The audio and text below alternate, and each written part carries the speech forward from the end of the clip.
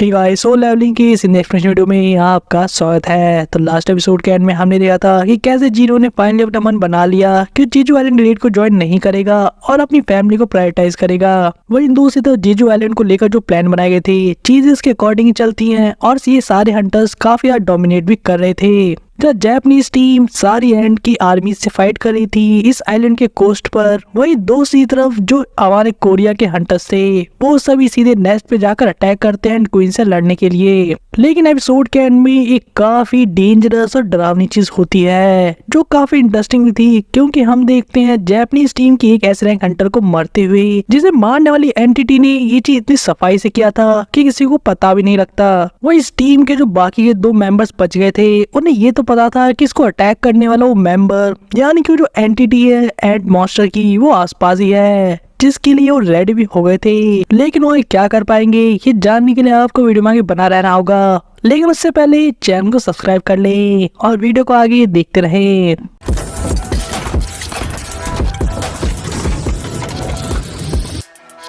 इस एपिसोड के स्टार्ट में हम देखते हैं कि कैसे जापानीज टीम की एस रैंक हंटर्स थी उनकी जान किसी एंटिटी ने ले ली, वो भी पलक झपकते ही। और इतना ही नहीं, बाकी एस रैंक हंटर जो जानते थे कि वहां पे उनके आसपास कुछ खराब सी और डरावनी एंटिटी है जिसने अभी उनके साथ ही जान ली, लेकिन वो सब कुछ जानते हुए भी रेडी होने के बाद भी कुछ नहीं कर पाते। और हम देखते हैं इस एंड किंग को तुरंत इनकी गर्दन को उड़ाते हुए। जहाँ इस बार जो हंटर मरा था उसका नाम था रेंजो, और इस टीम का जो फाइनल एस रैंक हंटर था वो अपनी स्वॉर्डमैनशिप के लिए काफी जाना जाता था, जहाँ पे वो इस एंटिटी को कट करने के लिए रेडी भी हो जाता अपनी कटाना से। और जिस मोमेंट में उसे लगा था कि उसने फाइनली कैचअप कर लिया इस एंटिटी के साथ जहाँ उसको कट ही करने वाला था, अगले पर हम देखते हैं इसकी मुंडी को नीचे गिरते हुए। और हमें इसके बाद एक भयावह दृश्य भी दिखाया जाता है, यानी कि जगह पे जहाँ थोड़ी देर पहले ये एस रैंक हंटर डोमिनेट करे थे, हम देखते 3 एस रैंक हंटर्स की लाश को, जिसके साथ इस सीन को शिफ्ट कर दिया जाता है और हमें दिखाया जाता है एंड के नेस्ट को, जिसके ऊपर अपने अल्टीमेट हंटर ने यानी कि चोई ने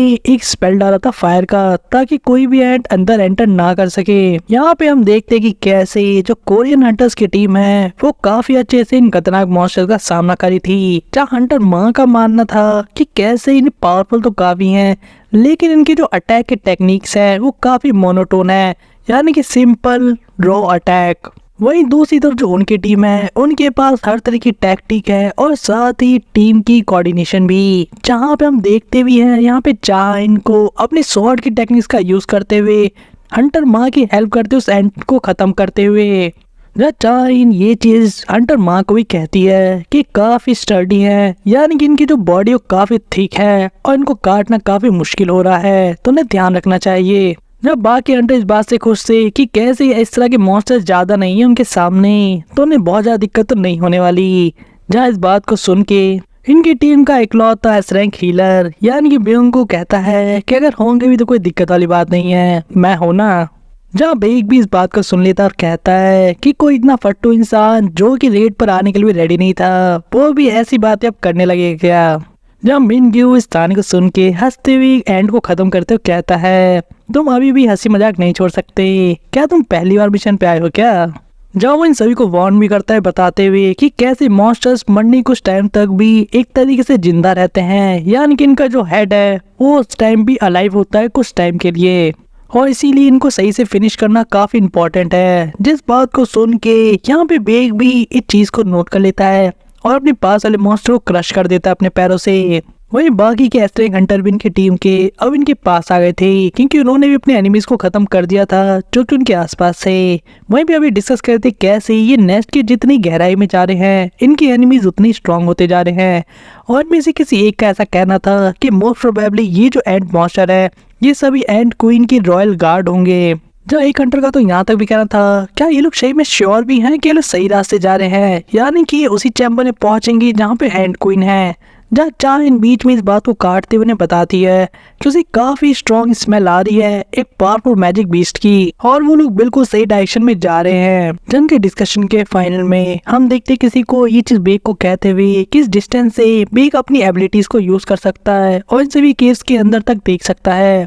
कंफर्म करने के लिए कि एंड क्वीन किस तरफ है। जब बेग अपनी विजन वाली क्वालिटी को यूज करता है और इस टेक्निक का यूज करके वो बहुत सारे केस के अंदर देखता है, जब मोस्टली तो उसे पहले एक चैम्बर से मिले थे लेकिन फाइनली उसे एंड क्वीन भी मिल जाती है। जो सभी को इन्फॉर्म करता है कि कैसे अभी भी काफी सारी एंड्स उस एंड क्वीन को बचाने के लिए डिप्लॉयड है और उनके पास ज्यादा टाइम नहीं है कि उनकी जो डिकॉय टीम थी यानी कि जैपनीज एसरैंक हंटर की, वो भी टोटल 1 घंटे तक ही उन सभी एंट आर्मी को रोक सकती थी। तो यहाँ से उनको काफी जल्दी करनी होगी एंड क्वीन तक पहुंचने के लिए। और सिर्फ इतना ही नहीं, मोस्ट प्रोबेबली अब जो उनको मॉन्स्टर मिलने वाले हैं उनकी भी स्ट्रेंथ कहीं ना कहीं किसी एसरैंक हंटर जितनी होने वाली है, जो कि स्पेशल गार्ड होंगे एंड क्वीन के। लेकिन जो उनकी टीम लाइनअप है जहाँ पे सभी एसरैंक हंटर को देख के स्माइल कर रहा था, कहता है मोस्ट प्रोबेबली जीतने ही वाले हैं। और इसके साथ ही सभी लोग बढ़ चलते हैं उस तरफ जहाँ पे एंड क्वीन का चैम्बर है। वहीं अब सीन शिफ्ट होता है और हम देखते हैं कि जैपनीज एसरैंक हंटर की जो टीम है वो साइड पर आती है जहाँ पे उन्होंने लास्ट टीम के कनेक्शन को लॉस्ट किया था, यानी कि चार्ली टीम जिसका अभी अभी उस मिस्ट्रेस एंटिटी ने खात्मा किया था। जहाँ ये हंटर नोटिस करते हैं कि आसपास काफी सारे जो एंट आर्मी की एंट्स हैं उनकी बॉडीज पड़ी हुई थी,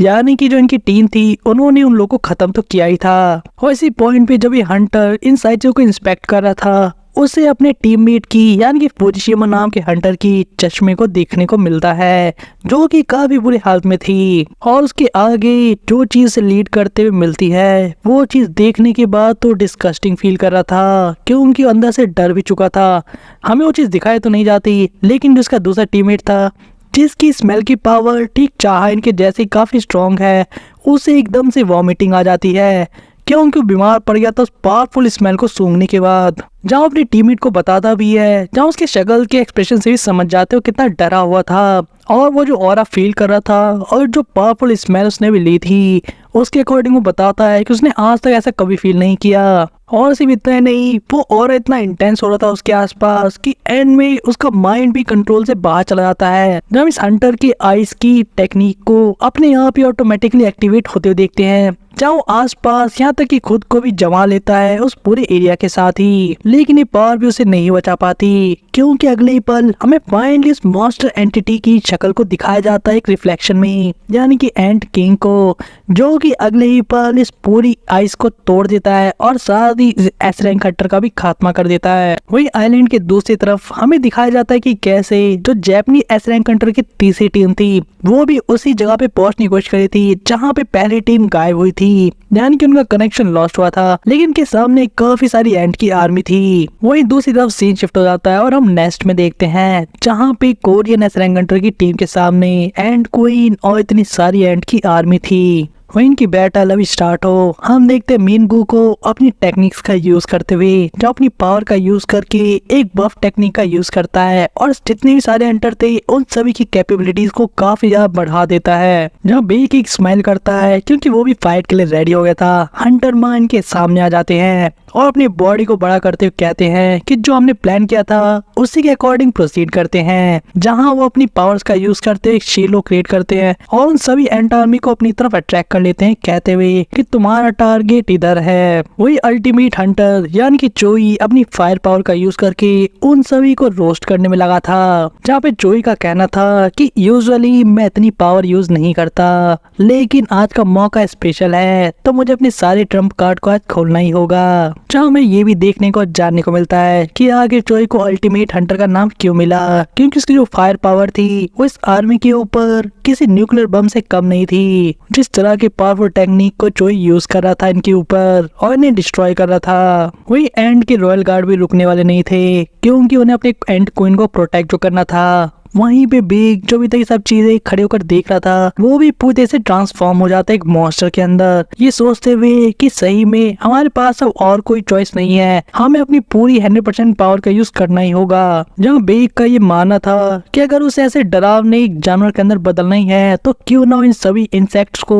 यानी कि हर आखिरी इंसेक्ट तक को भी अपने हाथों से खत्म करे। और अब देखते भी वो कितना फेरोसियस बिहेव कर रहा था जैसे कि कोई टाइगर, और अपने दोनों बेर हाथों से ही वो बड़े बड़े मॉन्स्टर्स को यूं ही खत्म कर देता है। जहाँ इनसे हमें पता लगता है कि यही है प्रेसिडेंट की मैजिक बीस्ट फॉर्म। वही साइड में खड़े हम उस ए रैंक हंटर रिपोर्टर को भी देखते हैं जो कि थोड़ा डराव तो लग रहा था। आखिर वो एस रैंक हंटर की टीम के साथ एक एस रैंक के बॉस के चैम्बर में जो था, लेकिन यहाँ पे उसे इन्फॉर्मेशन मिलती है अपनी टीम से कि उनकी जो चैनल की टीआरपी है उसकी व्यूअरशिप 80% के भी ऊपर जा चुकी है, जो कि अनबिलीवेबल है पूरी मीडिया की हिस्ट्री के अंदर। और इसीलिए इनकी टीम चाहती थी कि और भी पास जाए और वहां से चीजों को रिकॉर्ड करके टेलीकास्ट करवाए, ताकि उनकी टीआरपी और भी अलग ही लेवल पे जा सके। और 80% व्यूअरशिप की बात सुन के तो ये बंदा ही फायर अप तो हो ही गया था, चाहे वो थोड़ा डरा हो क्यों ना हो। जहाँ वो आगे से जाके शूट करने की कोशिश तो करता है, लेकिन मेन मूवमेंट पे यहाँ पे मेन गो से पकड़ के पीछे खींच लेता है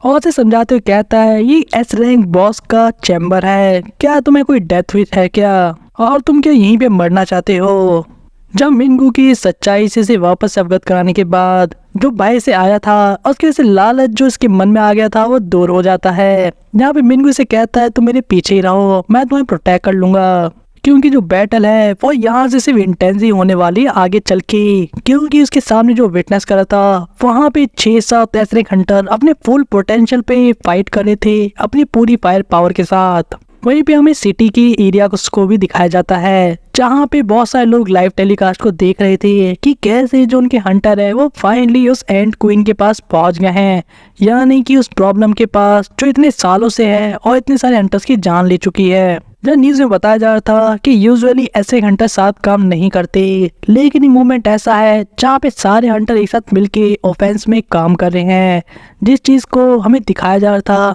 साथ ही हम ये भी नोटिस करते हैं कैसे आइलैंड के आसपास भी बाकी के हंटर्स भी तैनात हैं। वहीं दूसरी तरफ एंड क्वीन के पास भी अपनी आर्मी में सैनिकों की कमी नहीं थी गंवाने के लिए, और हम देखते हैं हंटर माँ की तरफ लगातार काफी सारी एंट्स आती ही जा रही थी, चाहे वो कितने को भी रोक के रखे, और फाइनली उसे भी ऑफेंस पे आना ही पड़ता है उनसे डील करने के लिए। वो इनकी टीम का लॉन्ग रेंज अटैक करने वाला एस रैंक हंटर भी अपना कमाल दिखा रहा था, यानी कि वो दूर से ही अपने एरो से काफी खतरनाक मॉन्स्टर्स को एक अटैक के अंदर धराशायी कर देता है। इस हंटर की जो अटैक से वो एरो इस सही से बरस रहे थे मानो मौत की बरसात हो रही हो आसमान से। वही इस ओपनिंग का फायदा उठा के बेक लगातार जो पावरफुल मॉन्स्टर्स थे उनको खत्म करते हुए आगे जाता है। वहीं पे चोई उसे साथ ही में कवर अप देता है अपने फायर पावर का यूज करके, ताकि बेक लगातार आगे पहुंच सके एंड क्वीन के पास। जब सभी हंटर अपना कमाल दिखा रहे थे तो बोला चाह इन पीछे कैसे रह सकती है। हम उसकी डांसिंग शॉट टेक्निक्स को भी देखते हैं, जो कि लगातार इतने बड़े बड़े मॉन्स्टर्स को मक्खन की तरह काट के रख दे रही थी। जहाँ इस पूरी ब्रेवरी बड़े इस काम को सभी लोग देख रहे थे टीवी के ऊपर, जहाँ इसमें जिनों की फैमिली शामिल थी, साथ ही वो माइनिंग टीम के लोग भी जिनके साथ मिलकर एक बार जिनों ने काम किया था। वही प्रेसिडेंट गो तक अब इन्फॉर्मेशन पहुंचती है कि जो एंड क्वीन का लास्ट गार्ड भी था उसको भी मार दिया गया है, यानी कि फाइनली अब and queen versus S rank Hunter होने वाला है, जहां पे हंटर माँ सबसे पहले अपनी शील्ड से इस एंड क्वीन के पहले अटैक को रोकते हैं। वहीं बाकी हंटर भी अब एंड क्वीन पे एक साथ अटैक कर देते हैं, जहाँ सभी लोग एक के बाद एक अटैक किए जा रहे थे एंड क्वीन के ऊपर, जहाँ सभी लोग एक के बाद एक एंड क्वीन पे अटैक कर रहे थे। बेक का कहना था कि बिना अपने गार्ड के एंड क्वीन सिर्फ एक लिविंग टारगेट है, लेकिन वही हम देखते हैं एंड क्वीन को एक अजीब सी मैजिकल वेव या ऐसा कहीं कि स्क्रीम को एक चीख को छोड़ते हुए, जिसका प्रभाव कुछ ऐसा था कि हम देखते हैं कि हंटर माँ की जो पूरी स्किन थी वो एक तरीके से सड़ने लग जाती है और उनकी पूरी बॉडी ऐसी हो जाती अगर उन्हें मेन टाइम पे पीछे से हेल्प ना मिलती मिनग्यू की, जो कि इनकी टीम का एस रैंक हीलर है, जो इन्हें मेन पॉइंट पे बचा लेता है अपनी पावर्स का यूज करके। और इतना ही नहीं, मिनग्यू इन सभी को एक स्माइल के साथ कहता है कि चाहे कितनी भी बार मुझे करना पड़े, जब तक तुम लोग के अंदर सांस है मैं तुम्हें वापस से खड़ा कर सकता हूँ अपनी पावर्स का यूज करके। जहाँ एंड क्वीन भी समझ जाती है कि हीलर ही है जो उसके लिए सबसे ज्यादा खतरा है, और इसलिए उसके ऊपर अटैक भी करने की कोशिश करती है, लेकिन यहाँ पे हंटर माँ अपनी शील्ड से उसे बचा लेते हैं, ये कहते हुए कि हम अपने हीलर को कुछ भी नहीं होने दे सकते। वहीं बारी थी हंटर चोई के अपना कमाल दिखाने की, जहाँ उसके अटैक को देखते भी हैं, जो कि सही में काफी इंटेंसिफाइड फायर को करता है एंड क्वीन के ऊपर, लेकिन एंड क्वीन का उसके भी ऊपर ज्यादा असर होता नहीं इस अटैक को खाने के बाद भी। जहाँ एक तरफ तो हंटर परेशान थे देख के कि इस एंड क्वीन को अभी भी कुछ नहीं हुआ इतने पावरफुल अटैक से डैमेज लेने के बाद भी, लेकिन वही एंड क्वीन अब काफी अजीब सी एक स्क्रीम करती है, जो कि पूरे आइलैंड पे फैल जाती है इस चीख की आवाज। जहाँ पे बे को पहले तो ऐसा लगता है कि शायद ये डाइंग स्क्रीम है, जान की मरने के भय से ये चीख रही है, लेकिन जल्दी से समझ में आ जाता है कुछ और है। वही एंड क्वीन एस्केप करने की कोशिश करती है, लेकिन ये सारे हंटर भला ऐसा कैसा होने दे सकते थे। और हम देखते हैं उन्हें चारों तरफ से उसे घेरते हुए। वही अब बारी थी हंटर चाह इनके कुछ कर दिखाने की, और वो इस चीज को पूरा करती भी है। जब हम देखते हैं चाह इनके डांसिंग फाइटिंग स्टाइल को, जहाँ पे उसे पीछे से मिंगू पावर अप दे रहा था अपनी हीलिंग का यूज करके। वहीं पे चाह इतने सारे स्लैश कट करती है एंड क्वीन को, जहाँ पहले तो उसके मूवमेंट को रोकने के लिए उसके साइड लेग्स को डैमेज करती है, और उसके फॉलो अप अटैक में वो इतने सारे स्लैशेस उसकी उस हार्ड बॉडी आर्मर जैसी थिक स्किन पे मारती है, जिससे एंड क्वीन पूरी तरह से घायल हो जाए। वैसी फाइटिंग मोमेंटम का यूज करते हुए चाइन फाइनली अपनी पूरी पावर स्ट्रेंथ का यूज करते हुए एक काफी ब्यूटीफुल शॉर्ट मूव के साथ ही फाइनली एंड क्वीन के सर को काट के रख देती है, जहाँ पे हम देखते उसे हाफते हुए। वहीं दूसरी तरफ एंड क्वीन का सर फाइनली नीचे गिर गया था, और ऐसा होते हुए देखते के साथ ही हम देखते सभी के अंदर एक खुशी की लहर दौड़ पड़ती है, क्योंकि यही तो उनका सबसे बड़ा खतरा था जो इतने सालों से उनके पास था। और फाइनली उन्होंने उसके बॉस को खत्म कर दिया, यानी कि एंड क्वीन को। जहाँ ये न्यूज फाइनली प्रेसिडेंट गो तक भी पहुंच जाती है, जो कि इस अच्छी सी खबर को सुन के काफी खुश थे कि उन्होंने फाइनली वो चीज अकम्प्लिश कर ही ली। वही एंड क्वीन की उस डेड बॉडी के सामने हम इन हंटर्स की कुछ बातचीत को भी देखते हैं, जहाँ चाइन पूछती है कि हमने फाइनली वो कर दिखाया, जहाँ पे बाकी हंटर्स कहते हैं हाँ। और अब कुछ टाइम बाद ही जितनी बाकी की एंट आर्मी है वो सभी एक्सटेंड हो जाएंगी बिना एंड क्वीन की हेल्प के, और आने वाले कुछ साल में ये जगह वापस से एक रहने लायक जगह बन जाएगी आम इंसानों के लिए, जैसा कि एक समय पे हुआ करती थी। लेकिन जहाँ सभी एक तरफ खुश थे, यहाँ पे बेक क्या आता है कि आखिर वो फाइनल चीख क्या थी जो कि मरने से पहले उस एंड क्वीन ने की थी, जो पूरे आइलैंड में गूंज गई थी। जहाँ मिंगू का कहना था कि अब भला तुम किस बारे में बात कर रहे हो, हमने एंड क्वीन को मार तो दिया ना। और इतना ही नहीं, आज हमारी फ्रेंड यूएनसेक का बदला भी हमने पूरा कर लिया। जब इस बात को सुन के बाकी हंटर्स का मूड भी थोड़ा लाइट हो जाता है, और सब स्माइल करते और खुश लग रहे थे। वही दूसरी तरफ में कंट्रोल रूम दिखाया जाता है, जहाँ पे हम सिस्टम फेलियर को भी देख पाते हैं स्क्रीन के ऊपर, और हम समझ पाते कि कैसे जो इंटरफेरेंस वेव के लिए जो मशीन उन्होंने डिप्लॉय की थी वो एकदम से काम करना बंद कर चुकी है, जिसका सिर्फ एक ही मतलब है कि पूरे आइलैंड पे जो एंट आर्मी थी वो वापस नेस्ट की तरफ लौट रही है, यानी कि एंड क्वीन की बॉडी के पास। जब गोतो रियोजी के पास ये इन्फॉर्मेशन सबसे पहले पहुंची थी, वो अपने आदमियों को कहता है कि यहाँ पे चल क्या रहा है। जहाँ पे विटनेस कर रहा था सभी एंड्स को नेस्ट के पास काफी तेजी से जाते हुए, और वो कहता है सारी इन्फॉर्मेशन कलेक्ट करके मुझे रिपोर्ट करो। और वही अगले पल हम देखते हैं नेस्ट में जो कि जोई ने एक स्पेल डाला था, यानी कि फ्लेम प्रिजन का, जो कि नेस्ट के मुंह को बंद कर देता और कोई भी एंड अंदर नहीं आ पाती। वो चीज टूट जाती है एकदम से, जो चीज देख के लोग सरप्राइज जाते हैं, क्योंकि उन्होंने एंटिसिपेट नहीं किया था कि बाकी की एंड्स यहाँ पे इतनी जल्दी आ जाएंगी। वहीं चाह इनका कहना था कि अगर वो आ भी जाती है तो मतलब मास्टर की टेक्निक को, उनके स्पेल को कैसे तोड़ सकती है, तो पॉसिबल ही नहीं होना चाहिए था। लेकिन तभी बेक यहाँ पे किसी की पावरफुल प्रेजेंस को महसूस करता है, और सभी कहता है कि कोई हमारी तरफ तेजी से बढ़ रहा है, कुछ बहुत ही पावरफुल। और हम देखते हैं कि कोई और नहीं बल्कि एंड किंग था, जिसने अभी थोड़ी देर पहले ही पूरे आइलैंड के ऊपर कोहराम मचा दिया था, जहां उसने एस रैंक की तो लाशें बिछा दी थी। और ये पहली बार था जब एंड किंग के पूरे लुक को काफी अच्छे से क्लोजअप में देख पाते हैं, उसकी बॉडी स्ट्रक्चर को कि कैसे बाकी एंड से कितना डिफरेंट है। यहाँ तक इसका कलर भी ब्लैक है, और उसके पास विंग्स भी हैं, और वो 2 पैरों पे चल पा रहा है, और जो ऑरा उसमें से निकल रहा है वो इतना ज्यादा स्ट्रॉन्ग था कि चाह इनसे वो चीज देखी नहीं जाती, यहाँ तक कि उसे कंट्रोल नहीं कर पाती, और उसको वॉमिट जैसे हालत हो जाती है, जहाँ वो फेस कर पा रही थी और स्मेल कर पा रही थी कि उसके अंदर से एक चिलिंग ऑपरेशन वेव निकल के आ रही है, यानी कि ऐसी पावर जो अपने सामने सभी को क्रश करके रख दे और कुचल के रख दे। वही हंटर माँ इसको देखकर सोचने पड़ जाते हैं कि अब हेजिटेट करने का कोई टाइम नहीं है, उन्हें जल्दी से नेक्स्ट मूव लेना होगा, और सबसे पहले वही एंट किंग का सामना करने के लिए आगे बढ़ते हैं। लेकिन तभी एक बहुत अजीब सी अनुभूति होती है हंटर माँ को, जैसे कि उनकी पूरी बॉडी या ऐसा कि उन्हें एक पल के अंदर ही खत्म कर दिया गया हो, बिना उनके पलक झपके भी पहले। और रियलिटी में ऐसा होता नहीं है,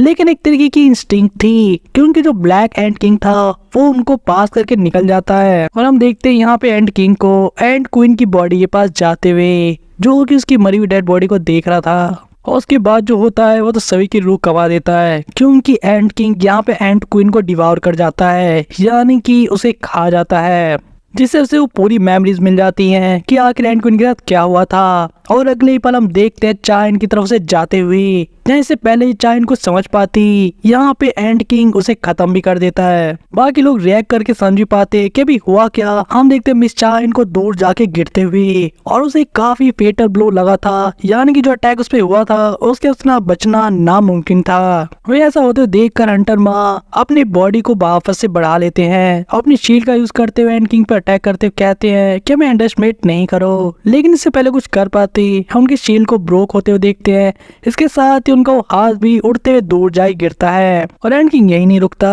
जैसे ही हंटर माँ अपने दूसरे हाथ से अटैक करने की कोशिश करते हैं वो अपना दूसरा हाथ भी गवा बैठते हैं और अगला शिकार होता है एंड किंग का, यहाँ पे बेक, जो कि था तो बहुत फ्यूरियस जानवर, लेकिन वो भी इसके सामने कुछ नहीं था, क्योंकि हम देखते हैं उसे ऐसे खतरनाक स्लैश देते हुए जो कि परमानेंट स्कार बनने वाले हैं। और वैसे भी एंड किंग यही रुकने वाला नहीं था, यहाँ सबका नंबर आएगा बारी बारी और अगला नंबर था चोई का, जो कि जैसे अपने स्पेल को पूरा करता यहाँ पे एंड किंग एक ऐसा स्लैश मारता है जो कि उसे बीच से काट के रख देता है। और फाइनली जो लॉन्ग रेंज का हंटर है उसके एरो को भी एंड किंग यूं ही तोड़ देता है और उसे जो स्लो में पंच पड़ता है वो बहुत ही खतरनाक लगता है देखने में। लेकिन तभी वापस हंटर माँ पूरी तरह से हील होके वापस एंड किंग से लड़ने के लिए आ जाते हैं, जहाँ पे उनके दोनों हाथ वापस से रिस्टोर हो गए थे जैसे कि वो कभी कटे ही ना हो। जहाँ एक तरफ हंटर माँ कह रहे थे कि हमारे पास एक काफी रिलायबल कंपेनियन है जिसके ऊपर हमारी टीम टिकी हुई है, और हम देखते हो बात करते मिन ग्यू की, जो कि अपने आप को इनविजिबल कर रखा था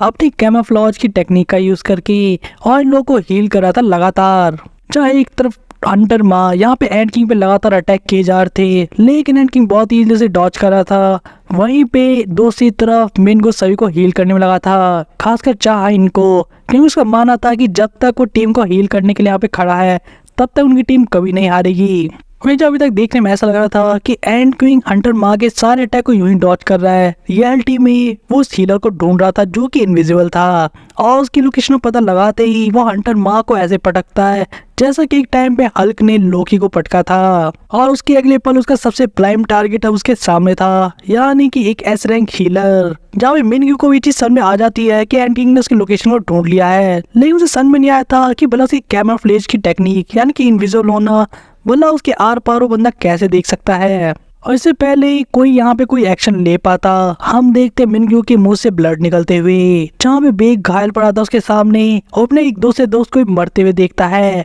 क्योंकि यहाँ पे एंड किंग ने अपना हाथ उसकी बॉडी के आर पार कर दिया था। और यहाँ पे मिनग्यू ने मरने से पहले और कुछ ऐसे आखिरी शब्द दिए थे जहाँ वो अपने फ्रेंड को बे को कह रहा था यूनुसा यहाँ से भाग जाओ, लेकिन इस बात को पूरा कर पाता हम देखते हैं एंड किंग को उसके पूरे सर को ही खाते हुए, यानी कि उससे भी डिवार करते हुए एक तरीके से। और ऐसा होते देख कर तो बे को इतना गुस्सा आता है, जहाँ भी बिना सोचे समझे ऐसी बुरी हालत में भी एंड किंग के ऊपर अटैक कर देता है, लेकिन एंड किंग को इन सब चीजों से कोई फर्क नहीं पड़ने वाला था। जहाँ वो बे की इस ऑफेंस अटैक को मिनगू की बॉडी उस तरफ फेंक कर डॉज कर लेता है, साथ ही वो उसे पकड़ के एक ही हाथ से ऊपर उठा देता है, और यहाँ पे वो इस तरीके से अपनी पावर का यूज कर रहा था, यानी कि सप्रेस कर रहा था बेग को, कि उसकी मॉन्स्टर फॉर्म वापस से उसे ओरिजिनल फॉर्म के अंदर ले आती है, यानी कि उसे वापस से ह्यूमन बना देती है। लेकिन तभी कुछ सरप्राइजिंग होता है, हम यहाँ पे एंड किंग की बॉडी को एक बार और इवॉल्व होते देखते हैं, जहाँ पे वो ह्यूमन की लैंग्वेज बोल रहा था और वो कहता है यूनो यहाँ से भाग जाओ, और बेग भी समझ जाता है कि एक्चुअल में जो कि उसके फ्रेंड ने अभी अभी सेक्रीफाइस दिया था उसकी वजह से एंड किंग के अंदर उसकी थोड़ी सी कॉन्शियसनेस है, और इसी की वजह से वो यूनो को नहीं मार पा रहा। जब एक सब चीजों को देख कर भी काफी बेबस था और चाह कर भी यहाँ पे कुछ नहीं कर सकता था। और आगे अब एंड किंग यहाँ पे इन सभी को वापस से देखते हुए कहता है तुम लोग तो मात्र से एक सोल्जर हो, लेकिन ये कहीं से भी फेयर नहीं है या न्याय संगत कि हमारी क्वीन मारी गई और मैं तुम सोल्जर को सिर्फ मार रहा हूँ। बताओ तुम्हारा किंग कहाँ है। जब बेग के कुछ ना कहने पर यहाँ पर एंड किंग पूरे आइलैंड के ऊपर अपनी पावर का यूज करता है, और तुरंत ही उसे महसूस हो जाती है एक स्ट्रॉन्ग पावर जिसकी प्रेजेंस आइलैंड के दूसरे हिस्से से आ रही थी। और उसके अगले ही पल एंड किंग को यहाँ पे बेग को ऐसी जमीन पे छोड़कर वहां से जाते हुए देखते हैं, जहाँ पे बे की हालत कुछ ठीक तो नहीं थी, लेकिन वो समझ जाता है कि मोस्ट प्रोबेबली यहाँ पे एंड किंग गोतो रोजी की प्रेजेंस को ही फील किया होगा। लेकिन अभी इम्पोर्टेंट वो नहीं है, क्योंकि यहाँ पे इस बाकी सारे हंटर्स की हालत बिल्कुल सही नहीं थी और उन्हें वहां से निकलना भी था। लेकिन प्रॉब्लम ये थी कि एंड किंग यहाँ से जाते ही जो बाकी की एंट आर्मी थी वो उनके ऊपर अटैक कर देती है। जब सीन शिफ्ट होता है और हम देखते हैं गोतो रोजी की टीम को, जो कि लगातार तेजी से बढ़ रहे थे अपने दूसरे टीम मेंबर की तरफ, जिनसे वो कांटेक्ट नहीं कर पा रहे थे। वहीं पे अब इसकी एक टीम मेंबर गोतो को बताती है कि कैसे टीम डेल्टा के साथ या वो टीम चार्ली को भी कांटेक्ट नहीं कर पा रहे। जहाँ गोतो को पहला ये पूछना था कि शायद ऐसा सिग्नल की वजह से हो रहा है क्या, लेकिन ऐसा पॉसिबल नहीं होना चाहिए था क्योंकि काफी क्लोज रेंज में अपने टीममेट्स के, और इसीलिए वो ब्रावो टीम से कनेक्ट करता है और यहाँ पे उसे रिस्पांस मिल जाता है। जहाँ उसके पूछने पर उसे पता लगता है कि वो लोग भी अभी तक चार्ली या डेल्टा टीम को कांटेक्ट नहीं कर पाए हैं, लेकिन वो काफी क्लोज एरिया में है जहाँ से उन्हें लास्ट सिग्नल मिला था अपनी टीम का। वे जो आगे प्लान करते हैं कि जल्दी से अपनी टीम को चेक करके ये सीधे उस पॉइंट पे चले जाएंगे जहाँ से इन्हें इवैक्यूएट करना है। लेकिन तभी यहाँ पे गोतो का ध्यान एक अजीब सी चीज पे पड़ता है और नोटिस करता है ये एक आइस माउंटेन था। जहाँ पे जो उनकी टीम क्लोज जाके देखती है तो वहाँ पे कुछ ज्यादा ही ब्रूसम चीजें देखने को मिलती है इन्हें। जहाँ गोतो रोजी अपने हंटर एसोसिएशन के प्रेसिडेंट को फोन लगाता है और उन्हें रिपोर्ट देता है कैसे उनकी टीम के कुछ मेंबर्स में कुछ कैजुअलिटीज भी हैं, यानी कि कुछ मेंबर्स मारे जा चुके हैं। जहाँ उसका बॉस से पूछता है कि तुमने तो कहा था कि हमारी टीम सिर्फ सबसे वीक एंड मॉन्स्टर से ही फाइट करने वाली है, तो ऐसा कैसे हो सकता है। जिस पर गोतो कहता है ये लोग सिंपली काफी वीक थे और इसलिए ऐसा हुआ। गोतो रोजी आगे ये बताता है कि कैसे थोड़ी देर पहले जो इंटरफेरेंस वेव वाली मशीन थी वो काम करना बंद कर चुकी है और इसकी वजह से सारे एंड मॉन्स्टर्स नेस्ट की तरफ जा रहे हैं। अब ये जापानीज हंटर एसोसिएशन का प्रेसिडेंट गोतो से पूछता है कि अगर हमारी टीम से कुछ मारे भी गए तो कोई फर्क नहीं पड़ता, लेकिन अभी मेन इशू ये है, तुम ये बताओ कि जो टीम नेस्ट में गई थी यानी कि एंड क्वीन को हराने के लिए, उनकी स्ट्रेंथ के अकॉर्डिंग आगे क्या हो सकता है, क्या वो लोग सरवाइव कर पाएंगे या नहीं। जहाँ गोतो का मानना था कि जो चीजें उसने टेस्ट की थी उनकी स्ट्रेंथ को लेकर, उसके एनालिसिस के अकॉर्डिंग तो वो लोग नहीं बचने वाले। और ये कंफर्मेशन मिलते ही साथ ही यहाँ पे प्रेसिडेंट सीधे कह देता है कि इसी के साथ ही हम रिट्रीट करते हैं इस डेजो आइलैंड रेड से,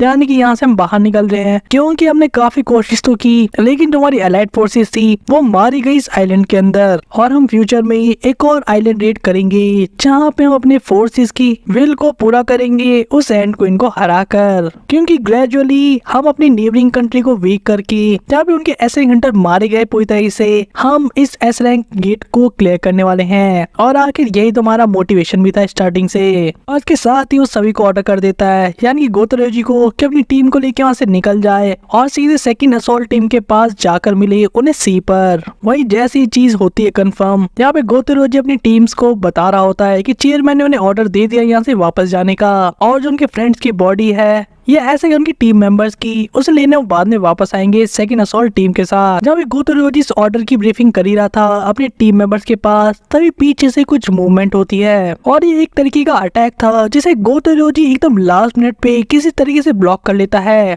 या ऐसा कहीं डिफ्लेक्ट कर देता है, जिसके वजह से उसके पास खड़ी हंटर मर जाती है, क्योंकि जो अटैक उसके ऊपर हुआ था उसकी डायरेक्शन उसने बस स्लाइटली चेंज की थी। वही गोतो अपने दूसरे बच्चे मेंबर को कहता है कि यहाँ से जल्दी निकलो और ब्रावो टीम से मिल जाना और उनके साथ वेट करना जहाँ से हमें हेलीकॉप्टर से यहाँ से निकलना है। ये मेंबर पहले तो गोतो रोजी की हेल्प करना चाहता था, लेकिन गोतो रोजी साफ कर देता है कि वो अगर यहाँ पे रहेगा तो सिर्फ रास्ते में बीच में ही आएगा इस फाइट के। चाहे इस बात को समझ के वो हंटर वहाँ से निकल जाता है। वही अब गोतो के सामने एंड किंग खड़ा था, जो कि काफी पावरफुल, मिस्टीरियस और डराने वाली मैजिकल ऑरा को इमिट कर रहा था अपनी बॉडी से, जिस चीज को गोतो रोजी मानता है। वहीं पे अब एंड किंग से पूछता है क्या तुम राजा हो, जिस बात को सुन के गोतो रोजी थोड़ा सा इम्प्रेस फील करता है, क्योंकि एक एंट एक इंसान की भाषा जो बोल रही थी। वहीं पे इस बात को यानी उस क्वेश्चन को सुन के वो कहता है हाँ मैं ही किंग हूँ। और जैसे ही एंड किंग ये बात सुनता है, हम देखते हैं उसके ऑरा को और भी ज्यादा डीपन होते हुए और काफी ज्यादा खतरनाक भी।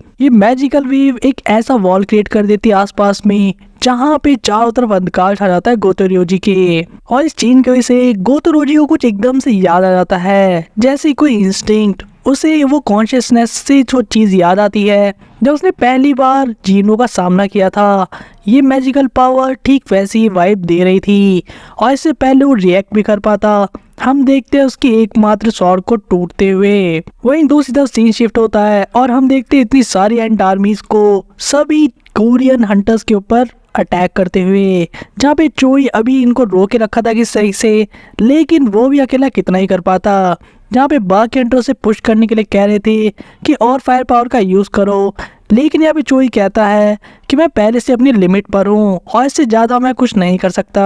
वही बेक इस रिस्पॉन्स को सुन के जानता था कि वो जितने भी हंटर्स वहाँ पर अभी हैं वो सभी काफ़ी गलत तरीके से घायल हो रखे हैं, यानी कि सभी मरने कगार पे हैं। और चोई जो किसी तरह रोक तो रखा है नैंड को अभी के लिए, वो भी ज़्यादा कुछ नहीं कर सकता ज़्यादा लंबे समय के लिए। जहाँ बेक को तो एक पल के लिए ये भी लग रहा था कि शायद उनकी मौत उनके सामने है अब। और इसी मोमेंट में जब सभी हंटर गिव अप करने वाले थे, हम देखते हैं कि शैडो से कुछ शैडो मॉन्स्टर्स या ऐसा कई सोल्जर्स को निकलते हुए, जो कि इन सभी एंड्स को ब्लॉक कर देते हैं और एंड मोमेंट पे इनकी जान बचा लेते हैं। जब बेक तो इनको देखते पहचान जाता है और काफ़ी सरप्राइज भी हो जाता है। और वहीं दूसरी तरफ हमें सिटी के अंदर संग जीनू को दिखाया जाता है, जिसको पता था अपनी एबिलिटीज का यूज करके कि एक्चुअल में नेस्ट में क्या चल रहा है, और हम एंड में उसे बोलते हुए देखते हैं एक्सचेंज। उसी के साथ ही आज की एक्सप्रेस वीडियो भी यहीं पे ओवर होती है, जहाँ पे जीन वो अब नेक्स्ट एपिसोड के अंदर ज्वाइन करने वाला सभी को नेस्ट में फाइट के लिए, क्योंकि जैसा कि पहले एपिसोड से आप लोगों को पता ही होगा, वो अपने किसी भी सोल्जर से एक्सचेंज कर सकता है उसकी प्लेस को एक तरीके की टेलीपोर्टेशन पावर का यूज करके। और अगला एपिसोड होने वाला है सबसे खतरनाक पूरे सोल लेवलिंग सीजन 2 के लिए, क्योंकि वहां पे आप लोग विटनेस करने वाले हैं एंड किंग वर्सेस संग जिनवो, जहां पे उसे काफी एपिक फाइट देखने को मिलेगी हम सभी को, लेकिन जिन को भी कुछ गेन होने वाला है, यानी कि एक पावरफुल एलाई